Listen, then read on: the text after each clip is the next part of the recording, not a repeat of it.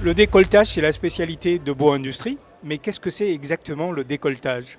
D'accord, donc le décolletage, c'est une spécialité de la vallée de l'Arve en Haute-Savoie. Donc il n'y a pas qu'en Haute-Savoie que ça s'en fait un peu partout dans le monde.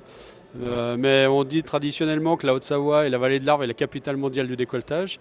En fait, c'est issu de l'horlogerie, la fabrication de petites pièces d'horlogerie.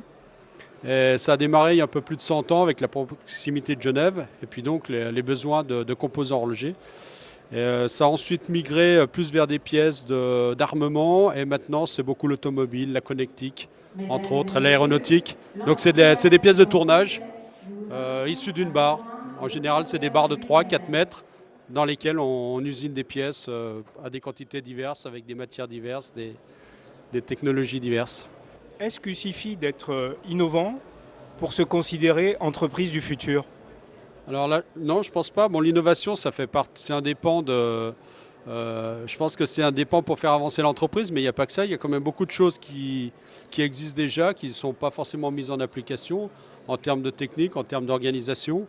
Et je pense que l'entreprise du futur, c'est innover, mais c'est aussi prendre ce qui existe déjà et le mettre en applicatif. Vous pouvez donner un exemple?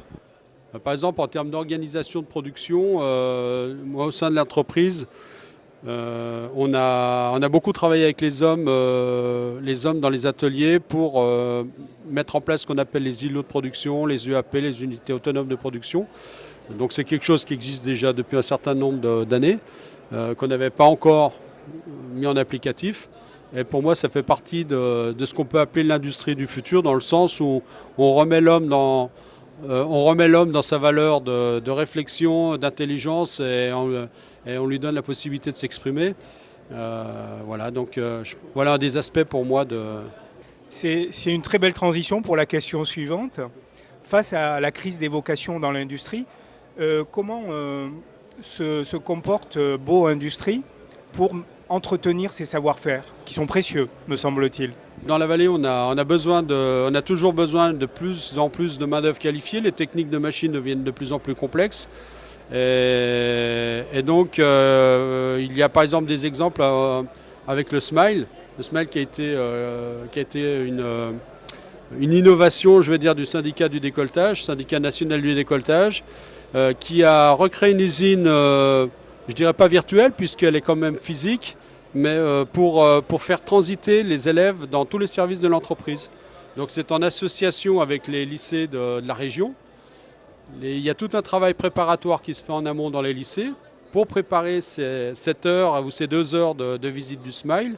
Et quand les élèves arrivent au Smile, ils sont pris en charge et ils sont guidés dans l'entreprise à travers tous les services de l'entreprise. Donc ils arrivent par le service commercial, et puis après ils arrivent par les services achats, la production, etc., la maintenance, les services expédition, les services qualité, etc., jusqu'à l'aspect final, facturation. Ils passent par les RH.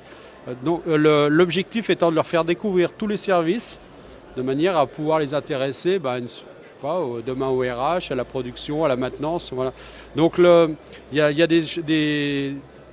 des sujets comme ça qui ont été mis en place. Après, nous, en termes de Bois Industrie même, on a créé notre école de formation qu'on appelle Bois Academy, et donc qui a commencé déjà sur un des sites dans le Jura, et puis qui va continuer dans quelques mois sur un des sites en Haute-Savoie. Et puis bon, il y a quand même les écoles, alors avec qui on a eu pas mal de mal à obtenir des jeunes il y a quelques années en arrière, mais qui de nouveau sont pleines au niveau des jeunes, ce qui est plutôt bon signe et encourageant, et qui montre quand même que les jeunes se réintéressent quand même après à l'industrie. Donc vous êtes optimiste? Bon, on n'a pas le choix de toute façon. On n'a pas le choix d'être optimiste, autrement on arrête.